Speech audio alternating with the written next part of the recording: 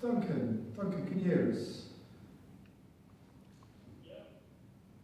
Right. Yeah, we're just going to turn you up a bit. Hang on. Yeah, I think we got you. Okay, far away, mate. Okay. Warren, can you just talk us through the game, please, where you feel it was lost? Yeah, we were happy with going on half time, and the second half we just didn't get anything really. Just got no momentum, no real opportunity to play. We got nothing at all from any sort of kick returns, whether it was us or them, and that was disappointing. And we've probably given away some penalties. In fairness to them, they scrummaged pretty well in the second half, drove a lot, and got some reward from that. So it was, like I said, we were happy with the way that the first half had gone, and we felt going into half time that we'd carried well, we'd got some forward momentum, and we just didn't achieve that at all in the second half. How does this result set up next Saturday's third test? Yeah, well, the players obviously very disappointed, but next Saturday's the cup finals, and that's the way we've got to look at it and prepare, and a few things we've got to tidy up in terms of our game and things, but it's 1-1, and they put a huge amount of emotion into that game, South Africa did, and so so we've got that chance next week to hopefully tie the series up. Can I ask you what you made of the video released on social media by Rassie Erasmus during the week, and whether you felt that had any influence on the officials today? I just thought it was pretty interesting, and there's been enough said by that. I won't be going on social media this week, and I think I don't really want to comment on that because I want to let other people take care of that. So the last thing that we need is a war of words and things, and being accused of doing certain things. So it's amazing to me how the narrative changed with regard to the TMO. I mean, I didn't make one comment leading up to the game last week on the TMO, and yet I was accused of questioning his integrity. So that's the messages that they were giving out. So we'll just keep things to ourselves and go through the proper channels when we deal with the referee, and talk to the referee after reviewing the game, and then hopefully get some feedback from him, and us give him some feedback as well. Yeah, thanks, Warren.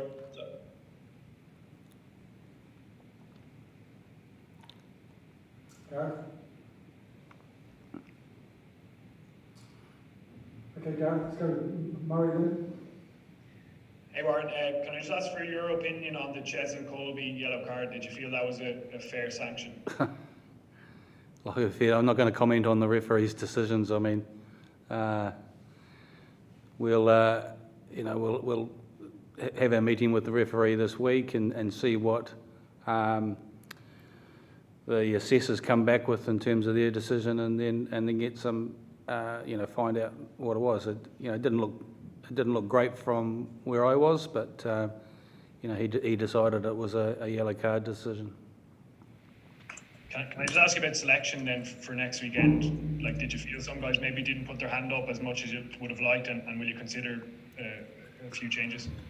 Yeah, that's something it's very early on now. It's only just the game's only just finished, so it's making sure that we do a proper review of the game and look at individuals. Do we need to make some changes? Like I said, I was happy with that first half performance and thought we were getting some reward out of that, and we just didn't get any bounce of the ball, didn't get anything in that second half, and to be able to create some momentum, it was the game was very, very slow in terms of how often the clock was stopped and how slow it was, and they did a good job managing that by slowing the game down, and which was frustrating for us because it was difficult to get that sort of rhythm in the second half because of how much it was stop-start. Cheers. Warren, it's James. I think you just mentioned the stop-start nature of the game. I worked out each half took 65 minutes. What are you going to do to try and inject a little bit more pace into the game next week and play on your fitness levels a little bit more?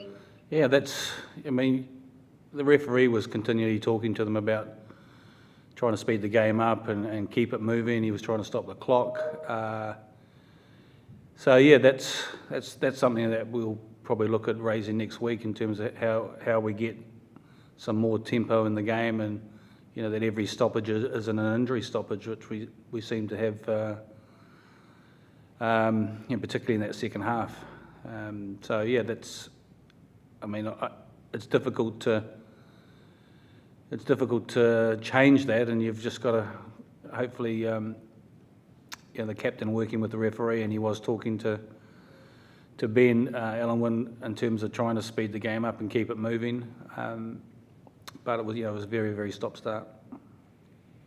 And one last one for me, the underfoot conditions seemed very, very difficult at times, but nevertheless, I think there was only one carry from the Lions of over 10 metres. Is that something, again, you're going to be focusing on next week, is getting some more carry?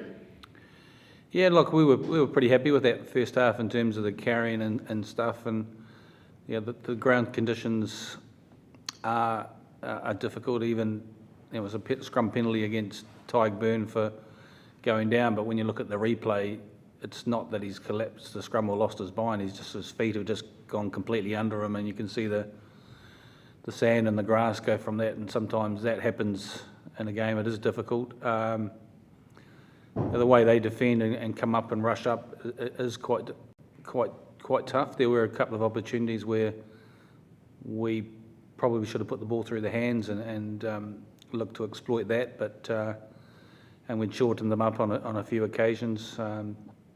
Even on sometimes penalty advantages, it's they did a good job every time we had penalty advantage on not giving us that chance to play by just slowing the ball down and going back to the penalty. So we've just got to be aware of that and make sure that we try and take advantage of those situations. Thanks, mate. Onward and upward. Yes. Hi, Warren. Commiserations.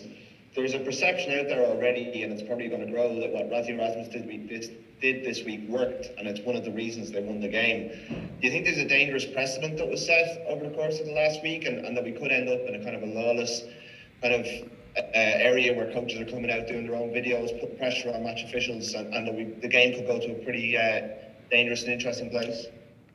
Yeah, I hope that doesn't happen. I mean, we've got systems and processes in place, and hopefully World Rugby does look at that in terms of making sure that everyone follows the protocols, and I think that's important because we do press conferences and try and give you guys some feedback and information, and we deal with the referees and deal through World Rugby, and that's kind of the processes. I just hope it doesn't get to a situation where we end up with things on Twitter and people airing their views in that way and not through the proper channels.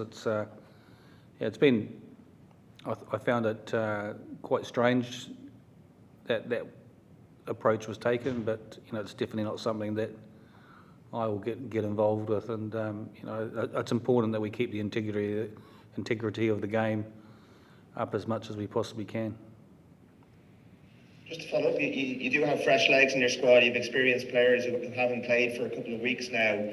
How are those players, in the bubble? How have they trained? And is there potential that some of those guys might come in and make an impact, having not had any involvement in the Test series today? Yeah, look, I said selection has been really, really tough, and there's a lot of players in the squad that it was a toss of a coin in terms of who we selected and who we didn't, and that's credit to the players and the whole squad have worked really hard, and the non-23 did a great job this week in terms of helping the players prepare, and we'll spend the next couple of days, like I said, reviewing the game and then looking at what we think is the best 23 to put out, and whether that's some fresh faces that haven't been involved in the first two games. We have got lots of options in terms of bringing guys in to give us some energy, perhaps, or some momentum as well. Thank you. Hello, Warren. Can you hear me now? Yep. Great. Okay. Warren, were you surprised at how the aerial battle went, given how much change you got out of them in the second half last week? And you've got someone like Liam Williams who's a bit of a specialist in your squad. Will he come into the equation next week?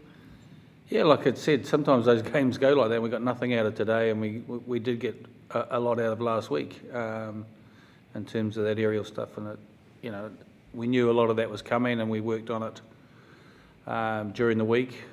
So sometimes that just happens, and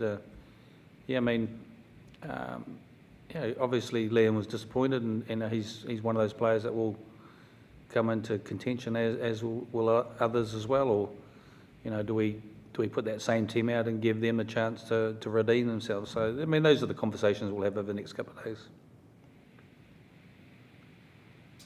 Thank you, everyone. Thanks, Gareth. So, Alan Jones next. That'll be 10 p.m. in Barlow for Sunday.